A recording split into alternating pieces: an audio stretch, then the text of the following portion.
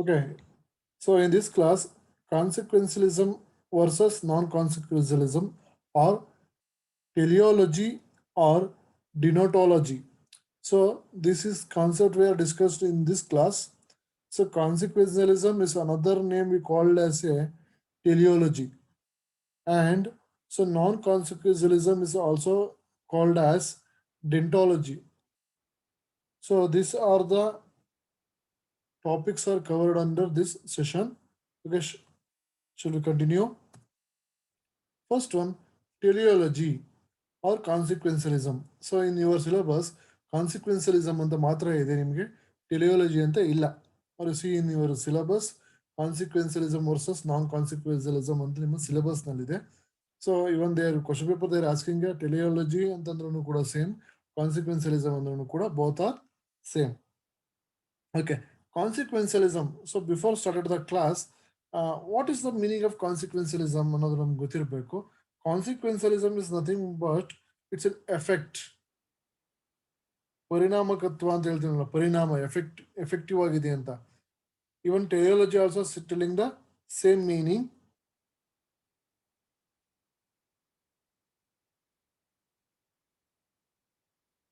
So both are so focused on the consequentialism. Andre, so the mode of communication. So it's a so the mode of communication ಅನ್ನು ನೋಡ್ತಾ ಇದೀವಿ. Consequentialism ಅನ್ನೋ ನಿಮ್ಮ syllabus ನಲ್ಲಿದೆ. So you suppose you can see any textbooks, or suppose they are asking in your examination teleology, you can write the both are same. Okay, start now. See here the teleology. The from it's a Greek word. Teleology and a word ಎಲ್ಲಿಂದ ಬಂತಮ್ಮ ಅಂದ್ರೆ it's coming from the Greek word for ಏನ್ ಹೇಳುತ್ತೆ teleology ಅಂದ್ರೆ end or purpose, end or purpose. So now so teleology is nothing but a communicational mode ಅಂತ ಹೇಳ್ತೀವಿ. So ಇಲ್ಲಿ ನಾವು ಎಂಡ್ ಅಥವಾ ಪರ್ಪಸ್ ನ ಹೇಳೋದಕ್ಕೋಸ್ಕರ ಏನ್ ಮಾಡ್ತಾ ಇದೀವಿ, we can using of this mode of communication. So ನಾವೇನ್ ಮಾಡ್ತಾ ಇದೀವಿ, we are talking about from the we are send information from the one person to another persons. So that is called as end user ಅಂತ ಹೇಳ್ತೀವಿ. ಅಂದ್ರೆ ಯಾರಿಗೆ ನಾವು ನಮ್ಮ information ಕೊಡಬೇಕೋ ಅದು ನಮ್ಗೆ ಸರಿಯಾದ ಒಂದು ರೀಚ್ ಆಯ್ತು ಅಂದ್ರೆ we called as teleology. That is called purpose. ನಮ್ಮ ಪರ್ಪಸ್ ಏನಾಗಿದೆ, that can be fulfilled. Okay, see here refers to the moral philosophy in which an act is consider the morally right or acceptable if it is produced as some desire for the results such as pleasures, so knowledge, career growth, or reasonable realization of self-interest, utility, wealth, or even fame.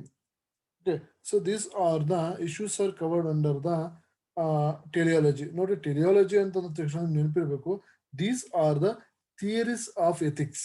Okay, so I already discussed in yesterday class also the theories of ethics. In this class also covered under the theories of ethics. In this class we are considered or we are focused the teleology and deontology. So these two are also a theories of ethics. Okay, ಇದು ಕೂಡ theories of ethics ಆಗಿರುತ್ತೆ. So ಇಲ್ಲಿ ನಮಗೆ teleology ನಾನು ಹೇಳ್ತಾ ಇದೀವಿ. So refers to the moral philosophy. ಇದೇನು ಹೇಳುತ್ತಪ್ಪ ಅಂದ್ರೆ moralities. Ethics is nothing but a moral ಅಂತ ಹೇಳಿದೀವಿ ನಾವು. So the morality philosophies in which an act is considered the morally right or acceptable. ಅಂದ್ರೆ ಯಾವುದು ಸರಿ ಯಾವುದು ತಪ್ಪು ಅನ್ನೋದನ್ನ ನಾವೇನ್ ಮಾಡ್ತಾ ಇದೀವಿ, we take it as itself to produce some describe the results. ಈ ಇದನ್ನ ನಾವು ಅಡಾಪ್ಟ್ ಮಾಡ್ಕೊಳ್ಳೋದ್ರಿಂದ ನಮ್ಗೊಂದು ಕೆಲವೊಂದು ಔಟ್ಪುಟ್ಸ್ ಬರ್ತವೆ. That means results. That means we called as results. Such results ಹೇಗಿರುತ್ತೆ, ಅದು ಹೇಗಿರ್ತವೆ ಸಚ್ ರಿಸಲ್ಟ್ಸ್? ಕೆಲವೊಂದು ಪಾಸಿಟಿವ್ ಆಗಿರುತ್ತೆ, ಕೆಲವೊಂದು ಫೇಲ್ ಕೂಡ ಆಗ್ಬೋದು, ಕೆಲವೊಂದು ಸಕ್ಸಸ್ ಕೂಡ ಆಗ್ಬೋದು. ಆ ತರ ಇರುತ್ತೆ ರಿಸಲ್ಟ್. ಓಕೆ ಓಕೆ ನೋಡಿ, ಇಲ್ಲಿ ಇನ್ ದಿಸ್ ಟಾಪಿಕ್ ಟೆಲಿಯಾಲಜಿನ ನಾವು ನಮ್ಮ ಟೆಲಿಯಾಲಜಿನ ನಾವು we are adapting in our business organisation. Outputs ಹೇಗಿರುತ್ತೆ ಅಂತ ಹೇಳ್ತಾ ಇದೀವಿ ಇನ್ ದಿಸ್ ಕ್ಲಾಸ್. ಸೊ ನೋಡಿ, ಟೆಲಿಯಾಲಜಿ ಅಂದ್ರೆ ಏನು, ಮಾರಲ್ ಮಾರಲ್ ಫಿಲಾಸಫಿ ಅಂತ ಹೇಳ್ತಾ ಇದೆ. ಈ ಮಾರಲ್ ಫಿಲಾಸಫಿನ ನೀವು ನಿಮ್ಮ ಬಿಸ್ನೆಸ್ ಅಲ್ಲಿ ಅಡಾಪ್ಟ್ ಮಾಡ್ಕೊಳ್ಳೋದ್ರಿಂದ act considerable morality right or acceptable, ನಾನು ಹೆಂಗೆ ನಡ್ಕೋಬೇಕು ಏನ್ ಮಾಡ್ಬೇಕು ಅನ್ನೋದನ್ನ ನಮಗೆ ಅಲ್ಲಿ ತಿಳಿಸುತ್ತೆ ಅಂತ ಹೇಳ್ತಾ ಇದೆ. That is called morality right or acceptable consider if the producer of the sub describe the results, ಅದರಿಂದ ಬರ್ತಕ್ಕಂತಹ outputs that is called results. So that results ಹೇಗಿದೆ, ಸಟ್ ರಿಸಲ್ಟ್ಸ್ ಆರ್, ಆ ಒಂದು ಕಾನ್ಸೆಪ್ಟ್ ಅಡಾಪ್ಟ್ ಮಾಡ್ಕೊಳ್ಳೋದ್ರಿಂದ ಏನೇನು ಔಟ್ಪುಟ್ಸ್ ಬರ್ತಾ ಇದೆ.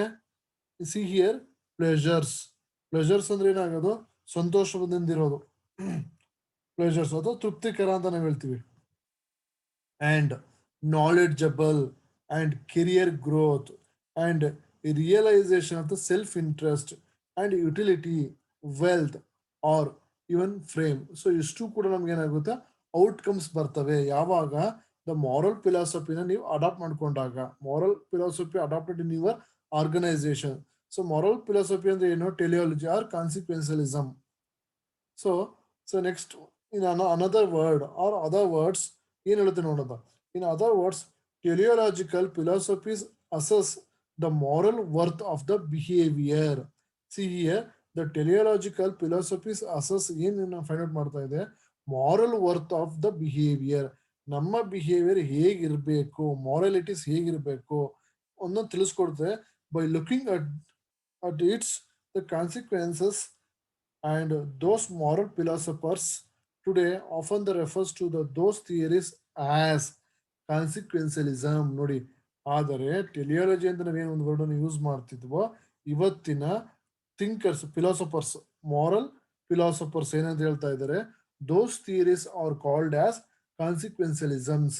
Okay, consequentialism ಅಂದ್ರೆ ಗೊತ್ತಾಯ್ತಲ್ಲ, ಈಗ teleology or consequentialism as both are time, both are same. This is the philosophers are nowadays we called as consequentialism. In the consequentialism, there are two important teleological philosophies that offers the guide the decision making in individual business decision. ಇಲ್ಲಿ ಎರಡು important ಟೆಲಿಯಾಲಜಿಕಲ್ philosophies ಇದೆ. ಆ ಎರಡು individuals business ನ philosophies ಯಾವ್ದಪ್ಪ ಅಂತಂದ್ರೆ, see these are the two. ಯಾವ್ದ್ಯಾವ್ದು, one is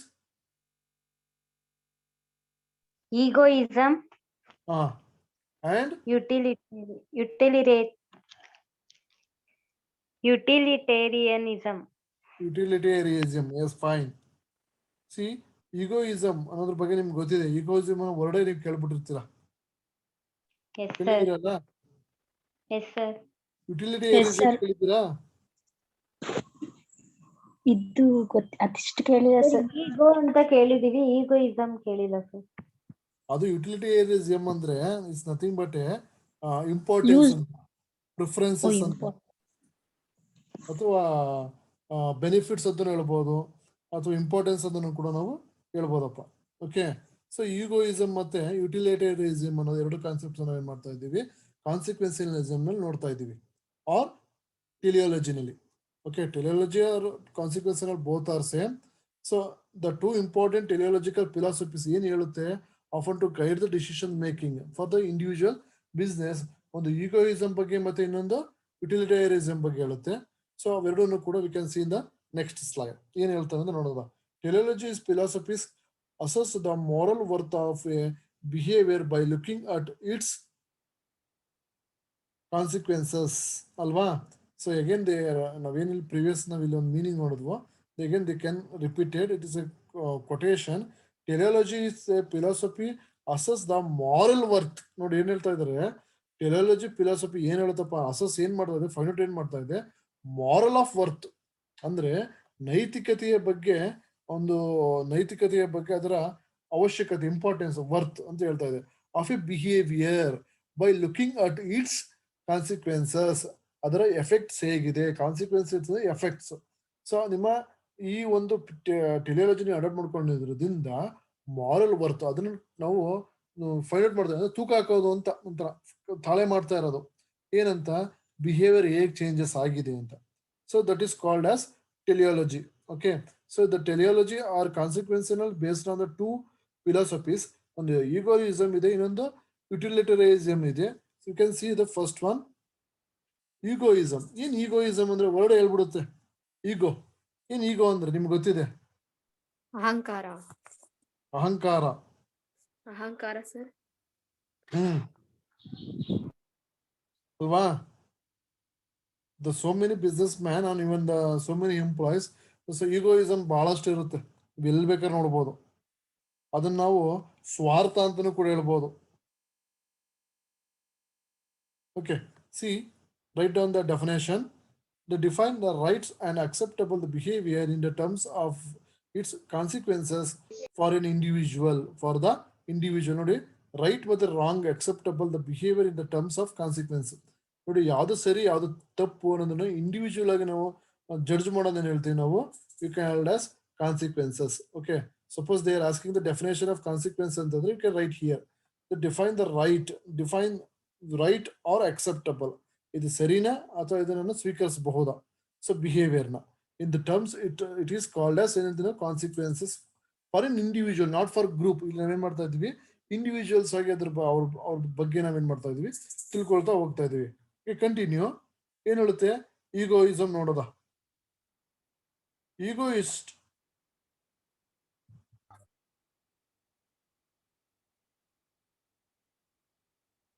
next one, egoism.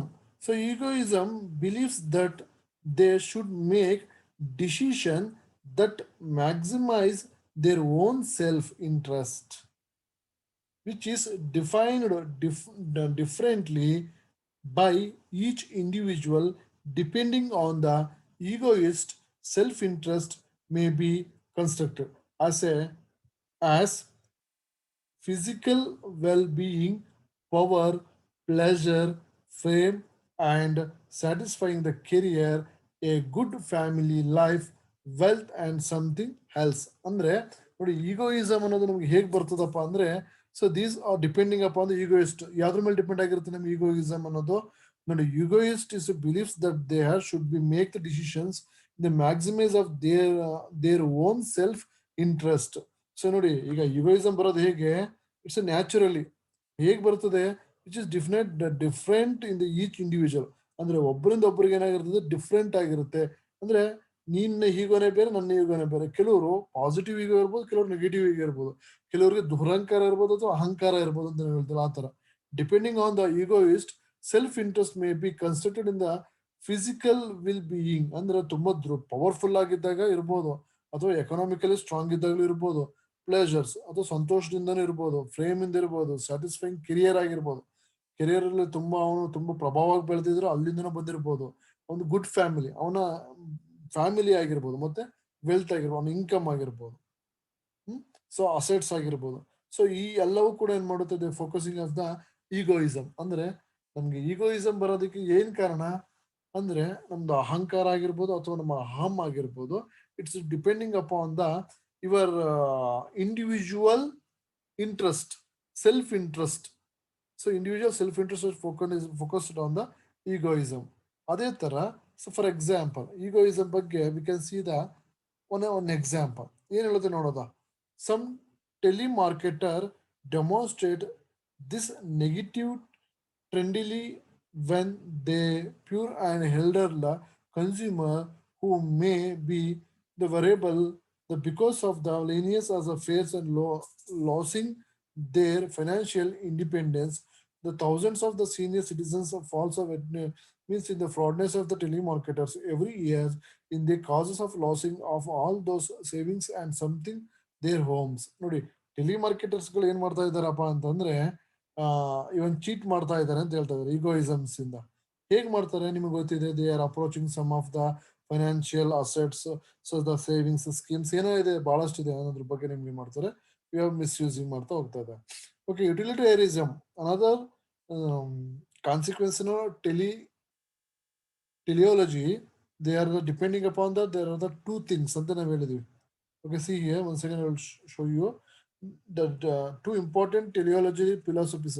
ಏನೇನೋ ನಾವಿಲ್ಲಿ ಡಿಸಿಷನ್ಸ್ ನ ತಗೋಬೇಕಾದ್ರೆ ಒಬ್ಬ ಇಂಡಿವಿಜುವಲ್ ಬಿಹೇವಿಯರ್ಸ್ ನ ಒಬ್ಬ ಮೆಷರ್ ಮಾಡ್ಬೇಕಾದ್ರೆ as a employee, as a managers, they are focusing of their are the two characters.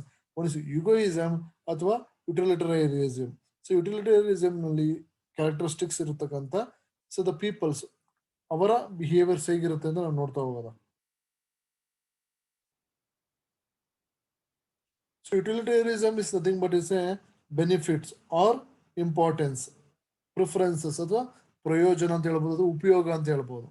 So utilitarianism is considered with the consequences, but the utilitarianism seeks the greatest good for the greatest number of people. Utilitarianism believes that they should be make the decision that the result in the greatest the total utility, the utility that achieve the greatest benefit for all those afforded by a decision. So ಇಲ್ಲಿ ಏನಾಗ್ತಾ ಇದೆ ಅಂದ್ರೆ, in earlier egoism is a individual behaviours ಆಗಿರುತ್ತೆ. Even utilitarianism ಏನಾಗ್ತಾ ಇದೆ, ನನ್ನ the greatest number of peoples, ಇಲ್ಲಿ ನೋಡಿ, the greatest good for the greatest number of people. Utilitarianism believes that, ಇದನ್ನ ಏನ್ ನಂಬುತ್ತಿದ್ರಲ್ಲಿ ಅಂದ್ರೆ, ಈ ಯುಟಿಲಿಟೇರಿಯಸಮ್ ನಾವು ಏನ್ ನಂಬಿಕೆ ಇಟ್ಕೊಂಡಿದೀವಪ್ಪ ಅಂದ್ರೆ, believes that they should make decision that results in the greatest total utilitarianism. ಅಂದ್ರೆ ಮ್ಯಾಕ್ಸಿಮಮ್ ಬೆನಿಫಿಟ್ಸ್ ಅಂತ ಹೇಳ್ತೀವಲ್ಲ, ಅಂದ್ರೆ ಈ ಅಲ್ಟಿಮೇಟ್ ಅಂತ ಹೇಳ್ತೀವಿ ನಾವು, ultimate, that is called utility, that achieves that the greatest benefit for all ದೋಸ್. ನೋಡಿ, ಎಲ್ಲರಿಗೂ ಕೂಡ ಇಲ್ಲಿ, ನಾಟ್ ಓನ್ಲಿ ಫಾರ್ ಇಂಡಿವಿಜುವಲ್ಸ್. ಅಲ್ಲಿ ನಾವು ಇಲ್ಲಿವರೆಗೂ ನೋಡಿದ್ದೇನೆ ಇಂಡಿವಿಜುವಲ್ಸ್ ನೋಡಿದ್ವಿ, ಇಲ್ಲಿ affected by a decisions ಅಂತ ಹೇಳ್ತೀವಿ. ಅಂದ್ರೆ greatest benefit for all those affected by a decision. ಅಂದ್ರೆ ಇಲ್ಲಿ ನಾನು ಒಬ್ಬ ಪರ್ಸನ್ ಒಬ್ಬನ್ನ ಫೋಕಸ್ ಮಾಡ್ತಲ್ಲ, here the group of peoples. So ಎಲ್ಲರಿಗೂ ಕೂಡ ಏನಾಗಬೇಕು, ಬೆನಿಫಿಟ್ ಆಗಬೇಕು. Even whether it is an employee, organisation, society. So ಎಲ್ಲರಿಗೂ ಕೂಡ ನಾನು ಏನ್ ಮಾಡ್ತಾ ಇದ್ದೀನಿ, ಈಕ್ವಲ್. ಈಗ ಕಂಪನಿಗಳು ಏನ್ ಮಾಡ್ತವೆ, the more number of companies the focusing on only for the wealth maximisation. They are neglecting the employees, they are neglecting in the customer, they are neglecting in the society. But utilitarianism ಏನ್ ಹೇಳ್ತಾ ಇದೆ, they are focusing of the greatest number of the people. So it is consider it covers all the greatest benefits, all those affected by the decisions. ಅಂದ್ರೆ ಪ್ರತಿಯೊಬ್ಬರಿಗೂ ಕೂಡ benefit ಆಗೋ ರೀತಿಯಲ್ಲಿ ಏನ್ ಮಾಡೋದು, ಇಟ್ ಟೇಕ್ ದ ಡಿಸಿಷನ್. ಅಂದ್ರೆ greatest ಅಂದ್ರೆ individuals ಅಲ್ಲ. ಈಗೋಯಿಸಮ್ ನಲ್ಲಿ ಏನಾಗಿರುತ್ತೆ, we give the preferences to the individually. Utilitarianism is give the benefits for the group. ಅಂದ್ರೆ 10 ಜನ ಇದ್ರೆ 10 ಜನಕ್ಕೂ ಹೆಲ್ಪ್ ಆಗ್ಬೇಕು, 100 ಪೀಪಲ್ ಇದ್ರೆ 100 ಪೀಪಲ್ಗೂ ಹೆಲ್ಪ್ ಆಗ್ಬೇಕು ಅನ್ನೋ ರೀತಿಯಲ್ಲಿ ಸೊ ಅವರ ದ ಮೊರಾಲಿಟೀಸ್ ಇರುತ್ತೆ. Utilitarianism decisions making realise the systematic comparison of the cost and benefits. See here the ಒಂದು ವರ್ಡ್ ಬರ್ತಾ ಇದೆ, cost and benefits to the all the affected parties ಅಂತ ಹೇಳ್ತಾ ಇದೆ. ಇಲ್ಲಿ ಏನಾಗ್ತಾ ಇದೆ ಅಂದ್ರೆ, cost versus benefit. I think you are studied in the cost accounts. So the every business man the cost versus benefits ಬಗ್ಗೆ ಡಿಸ್ಕಷನ್ ಮಾಡ್ತಾ ಇರ್ತಾನೆ. For example, the cost is 10 rupees, so benefit for 15 rupees. ಅಂದ್ರೆ 10 ರೂಪಾಯಿ cost ಖರ್ಚಾಗಿದ್ರೆ ನಾವು 15 ರೂಪಾಯಿಗೆ ಮಾರ್ತೀವಿ. ಏನಕ್ಕೆ, the remaining balance of amount is covered under the profit margin. Okay, using of such cost benefits analysis, utilitarianism decision makers calculate the utility of the consequences of all possible alternatives and then selected the one of the result in the greatest benefit. That is important. So the every organization, whether it is a product manufacturing ಆಗಿರ್ಬೋದು, whether it is an employee ಆಗಿರ್ಬೋದು, they are seen ಏನ್ ಮಾಡ್ತಾ ಇದ್ದಾರೆ, ನಮಗೆ ಎಲ್ಲಿ ನನಗೆ cheapest, ಎಲ್ಲಿ ನನಗೆ ಕಾಸ್ಟ್ ಕಡಿಮೆ ಆಗುತ್ತೋ, ಎಲ್ಲಿ ನನಗೆ ಬೆನಿಫಿಟ್ಸ್ ಇದೆಯೋ, ಎಲ್ಲಿ ನನಗೆ ಪ್ರಾಫಿಟ್ ಮ್ಯಾಕ್ಸಿಮೈಸೇಷನ್ ಇದೆಯೋ, ಆ ಏರಿಯಾಗಳನ್ನ ಏನ್ ಮಾಡ್ತಾ ಇದೀವಿ ನಾವು, ಸೆಲೆಕ್ಟ್ ಮಾಡ್ಕೊಳ್ತಾ ಇದೀವಿ. ಈ ಸೆಲೆಕ್ಷನ್ ಮಾಡೋದು ಹೇಗಿರುತ್ತೆ, in the way of ethics. That is called utilitarianism. See the utilitarianism seeks to the greatest good for the greatest number of the people. ಅಂದ್ರೆ ನಾನು ಈ ಒಂದು ಕೆಲಸವನ್ನು ಆಯ್ಕೆ ಮಾಡ್ಕೊಳ್ಳೋದ್ರಿಂದ ದ ಮೋರ್ ನಂಬರ್ ಆಫ್ ಪೀಪಲ್ಗೆ ಏನಾಗಬೇಕು, ಬೆನಿಫಿಟ್ಸ್ ಆಗಬೇಕು, ಉಪಯೋಗ ಆಗಬೇಕು. The all are in the society the greatest way, that is called greatest benefit. Okay, utilitarianism ಅಂದ್ರೆ. So I think your understand ಅಂತ ಆಗಿದೆ ಅಂತ ನಾನು ಅನ್ಕೊಂಡಿದ್ದೀನಿ. Okay, shall continue. So another one, non consequence. So non consequence ಬಗ್ಗೆ ಅಥವಾ ಇನ್ನೊಂದು word ನಾವು ಹೇಳ್ತಾ ಇದ್ವಿ, ಏನಂತ, ಡೆಕ್ಟಾಲಜಿ, ಡಿಯೋಂಟಾಲಜಿ ಆರ್ ಡೆಕ್ಟಾಲಜಿ, ಸರಿ, ಡಿಯೋಂಟಾಲಜಿ ಅಂತ ಯೂಸ್ ಮಾಡೋದ, deontology or non consequentialism. So deontology, it's from the Greek word from ethics. ನೋಡಿ, ಇಲ್ಲಿ ಎಥಿಕ್ಸ್ ಬಗ್ಗೆ ಮಾತಾಡ್ತಾ ಇದ್ದೀವಿ. ಡಿಯೋಂಟಾಲಜಿ ಇಸ್ ಎ ಎಥಿಕ್ಸ್, ಬಟ್ ಇದು ಯಾವುದು, it's only for the purpose, benefit. ಏನು ಟೆಲಿಯಾಲಜಿ ಏನಾಗಿದೆ, ಸಿ ದ ಟೆಲಿಯಾಲಜಿ ಏನಾಗಿದೆ, ಎಂಡ್ ಅಥವಾ ಪರ್ಪಸ್ ಅಂತ ಹೇಳ್ತಾರೆ. ಅಂದ್ರೆ ಮಾರಾಲಿಟಿ ಬಗ್ಗೆ ಹೇಳುತ್ತೆ ಇಲ್ಲಿ. See teleology is telling is a morality, but ಆದ್ರೆ deontology or consequential, it's telling like a ethics, refers to the moral philosophy that has focus on the right of an individual and on the initiators associated with the particular behavior rather than its consequence. The fundamental of deontology theory is a idea of the equal respect must be given to all the person. ನೋಡಿ, ಅಲ್ಲಿ ಬರೀ benefits ಬಗ್ಗೆ ನಾವು ನೋಡ್ತಾ ಇದ್ವಿ, but ಇಲ್ಲೇನ್ ಮಾಡ್ತಾ ಇದೀವಿ, ದ ಫಂಡಮೆಂಟಲ್ ಟೆಕ್ನಾಲಜಿ ಏನ್ ಹೇಳ್ತಾ ಇದೆ theory, equal respect must be given to all. ಅಂದ್ರೆ all are equal, whether it is a society, whether it is an individual, whether it is a company, all are equals. Deontology philosophies regard the certain behaviors as inherent rights and the determining of those uh, rightness focus on the individual actors, not society. Those perceptive as sometimes refers to as a non-consequence and ethics based on the respected for persons. ಇಲ್ಲೇನಾಗ್ತಾ ಇದೆಪ್ಪ ಅಂದ್ರೆ ethical oriented ಆಗಿದೆ. ಹೇಗೆ ethical oriented ಆಗಿದೆ?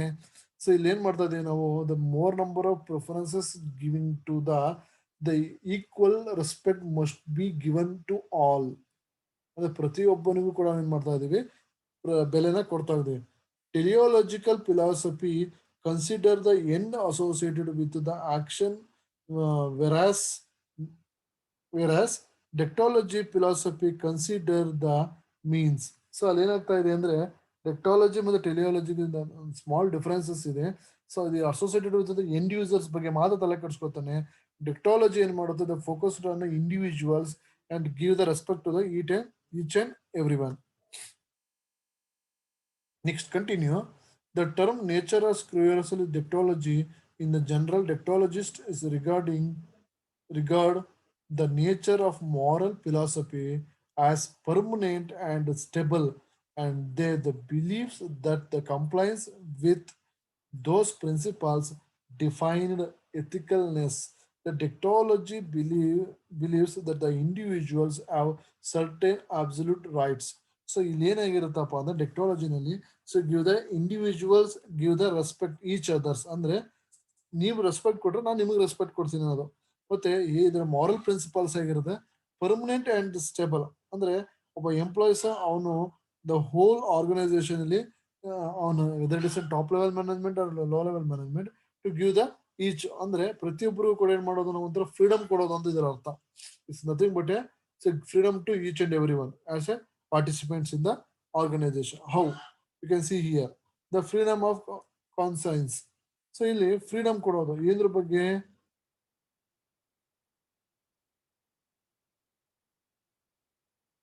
ಏದ್ರ ಬಗ್ಗೆ ಕೊಡೋದು,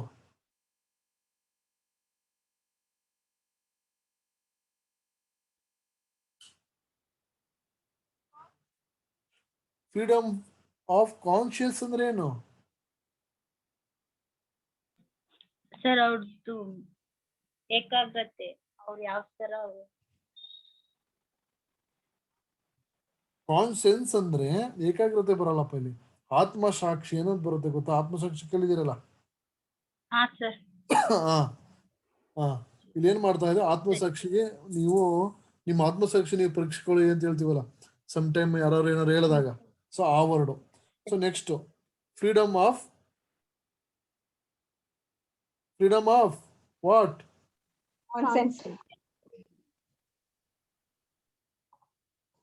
constant ಅಂತೀವಿ. ಏನ್ constant ಅಂದ್ರೆ? Constant ಅಂದ್ರೆ ಏನು? ಒಪ್ಪಿಗೆ. ಅವೆಲ್ಲ ಬರ್ಕೋಬೇಕು ನೀವು. ಒಪ್ಪಿಗೆ ಅಂತ ಹೇಳ್ತೀವಿ ಗೊತ್ತಾ? ಒಪಿನಿಯನ್. ನೋಡಿ, ಇವೆಲ್ಲ ಫ್ರೀಡಮ್ ಕೊಡ್ಬೇಕು ನಾವು ಆಸ್ ಎನ್ ಎಂಪ್ಲಾಯೀಸ್ಗಳಿಗೆ, ಆಸ್ ಎ ಇಂಡಿವಿಜುವಲ್ ಎಂಪ್ಲಾಯೀಸ್ಗೆ. Whether it is a each and every one give the respects ಅಂತ ಹೇಳ್ತಾ ಇದೀವಲ್ಲ, ಈಚ್ ರೆಸ್ಪೆಕ್ಟ್ಸ್ ಬರ್ಬೇಕಾದ್ರೆ ಏನ್ ಮಾಡ್ಬೇಕು? ಫ್ರೀಡಮ್ ಟು ಕಾನ್ಸಿಯನ್ಸ್ ಮಾಡ್ಬೇಕಲ್ವಾ? ಸೊ ಇಲ್ಲಿ ಏನ್ ಮಾಡ್ಬೇಕು ನಾವು? ಸೊ ಒಂದು ಕಾನ್ಸಿಯಸ್ ಅಂದ್ರೆ ಅವ್ರಿಗೆ ಆತ್ಮಸಾಕ್ಷಿ, ಅಂದ್ರೆ ಅವ್ರವ್ರು ಮಾಡತಕ್ಕಂಥ ಕೆಲಸದಲ್ಲಿ ಅವ್ರಿಗೇನು ಪ್ರಾಮಾಣಿಕತೆ ಇದೆ ಅಂತ ಅನ್ಸ್ಬೇಕು. ಜೊತೆನಲ್ಲಿ ಕಾನ್ಸೆಂಟ್ ಅಂತ ಹೇಳಿದ್ವಿ. ಕಾನ್ಸೆಂಟ್ ಅಂತಂದ್ರೆ ಒಪ್ಪಿಗೆ, ಅಕ್ಸೆಪ್ಟಬಲ್, ಫ್ರೀಡಮ್ ಆಫ್ ಅಕ್ಸೆಪ್ಟಬಲ್, ಅಂದ್ರೆ ಅವನ ಸ್ವಂತವಾಗಿ willing to work in the organisation. Next one ಏನಿದೆ? Freedom of privacy. each and every employees they are expected from this one, privacy. ಅವ್ರ ಇನ್ಫಾರ್ಮೇಶನ್ ಏನಾಗಿರ್ಬೇಕು? ಪ್ರೈವೇಸಿ ಆಗಿರ್ಬೇಕು ಅಲ್ವಾ? ಪ್ರತಿಯೊಬ್ಬ ಎಂಪ್ಲಾಯೀಸ್ಗಳಿಗೆ ಏನ್ಬೇಕು? ಫ್ರೀಡಮ್ ಇರಬೇಕು. ಫ್ರೀಡಮ್ ಆಫ್ ಪ್ರೈವೇಸಿ ಅಂದ್ರೆ ಏನ್ ಮಾಡ್ಬೇಕು? ಅವನಿಗೆ ಅವನ ಪರ್ಸನಲ್ ಲೈಫ್ ಆಗಿರ್ಬೋದು, whether it is an organisation life ಆಗಿರ್ಬೋದು, the give the privacy, freedom is ಕೊಡ್ಬೇಕಾಗುತ್ತೆ. Next freedom of speech. Freedom of speech ಅಂದ್ರೆ ಅವನಿಗೆ ಮಾತಾಡೋದಕ್ಕೆ ಅವಕಾಶಗಳು ಕೊಡಬೇಕು ಅಲ್ವಾ? to give the opportunity to freedom of speech. Next due process ಅಂದ್ರೆ ಸರಿಯಾದ ವರ್ಕ್ ಅಂತ ಹೇಳ್ತೀವಿ, ಅಂದ್ರೆ ರೈಟ್ ವರ್ಕ್ ಅಂತ ಹೇಳ್ತೀವಿ. ಸೊ ಈ ಒಂದು ಕೆಲಸ ಮಾಡೋದಕ್ಕೆ ನಾವು ಅವ್ರಿಗೆ ಅವಕಾಶಗಳನ್ನ ಮಾಡಿಕೊಡ್ಬೇಕು. These are the deontological behaviours, absolute rights, which is right and which is wrong. Okay, finally so deontology versus teleology ಏನೇನು ಡಿಫರೆನ್ಸಸ್ ಇದೆ ಅಂತ ನೋಡೋಣ. So deontology versus teleology, what is the differences? See, ruled base the view of ethics was first purposed by the Immanuel Kant which ಅಂತ ಹೇಳ್ತಾ ಇದ್ದಾರೆ.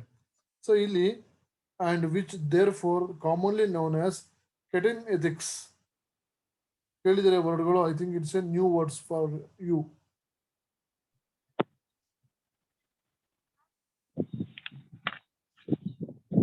ಎಮ್ಯಾನ್ಯುವಲ್ ಅಂತ. Immanuel ಕೇಳಿದ್ದೀರಾ? ಎಮ್ಯಾನ್ಯುವಲ್, hello? ಇಲ್ಲ ಸರ್. ಎಮ್ಯಾನ್ಯುವಲ್ ಕಂಟ್, ಎಮ್ಯಾನ್ಯುವಲ್ ಕಂಟ್ ಇವೆಲ್ಲ ನೀವು ಕೇಳಿಲ್ಲ ಅಂತ ಅನ್ಕೊಂಡಿದ್ದೀನಿ. Okay, fine. ಇಲ್ಲಿ ruled based on the view of ethics was first purposed by Immanuel Kant, which therefore commonly known as Kantian ethics. ಅಂದ್ರೆ ಅದನ್ನು ಡೆವಲಪ್ ಮಾಡಿರೋದು ಅಂತ ಹೇಳ್ತಾರೆ ಫಸ್ಟ್. ಅಂದ್ರೆ it's a ruled based deontology. Deontology ಏನಾಗಿರುತ್ತೆ? ಇಟ್ಸ್ ಎ ರೂಲ್ಡ್ ಬೇಸ್ಡ್ ಆಗಿರುತ್ತೆ. Teleology ಏನಾಗಿರುತ್ತೆ? The consequence based ಆಗಿರುತ್ತೆ. ಕಾನ್ಸಿಕ್ವೆನ್ಸ್ ಬೇಸ್ಡ್ ಅಂದ್ರೆ ನಿಮ್ಗೆ ಗೊತ್ತಿದೆ, it's a teleology. The view of ಏನ್ ಹೇಳ್ತಾ ಇದ್ದಾರೆ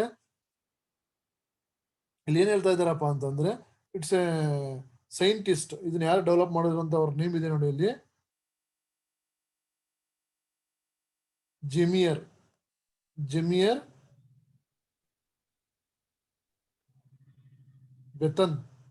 ಬೆಥಮ್ ಅಲ್ವಾ? ಜೆಮಿಯರ್ ಬೆಥಮ್ was developed by the John Stuart Mill, which also known as a Utilitarianism. ಅಂದ್ರೆ in this theory deontology is focused on the rule based ಆಗಿರುತ್ತೆ, teleology is based on the utilitarianism ಆಗಿರುತ್ತೆ. ಓಕೆನಾ? ಅದೇ ತರ deontological, the goodness or badness is determined by the action. ಅಂದ್ರೆ ಯಾವ್ದು ಸರಿ ಯಾವ್ದು ತಪ್ಪು ಅನ್ನೋದನ್ನ ನಾವು ಏನ್ ಮಾಡ್ತಾ ಇದೀವಿ? ಆಕ್ಷನ್ ಓರಿಯೆಂಟೆಡ್ ಆಗಿದೆ. ದ ಟೆಲಿಯಾಲಜಿನಲ್ಲಿ ಏನಾಗಿದೆ?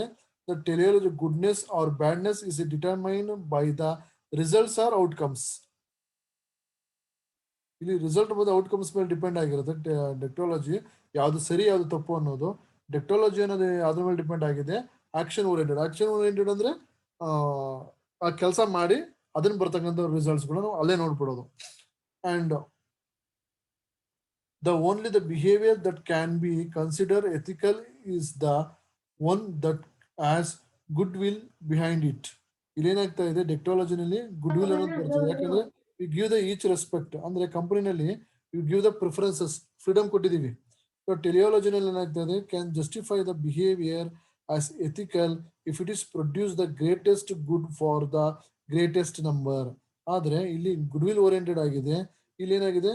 the greatest good for the greatest number. ಅಂದ್ರೆ you can justify the behaviors in the ethical produced. ಅಂದ್ರೆ ಅವ್ರು ಮಾಡ್ಕೊಂಡ ವರ್ಕ್ ಮೇಲೆ ಅದೇನಾಗಿರುತ್ತೆ? ಡಿಪೆಂಡ್ ಆಗುತ್ತೆ. This is the difference between the deontology and teleology. So in the basic way ನಮಗೆ ಎರಡೂ ಕೂಡ ಸೇಮ್ ಅಂತ ಅನ್ಸ್ಬೋದು, but both are same. Goodness ಮತ್ತೆ ಬ್ಯಾಡ್ನೆಸ್ ಎರಡೂ ಕೂಡ ಫೋಕಸ್ ಮಾಡ್ತಾ ಇರೋದೇನು? Which is right and which is wrong.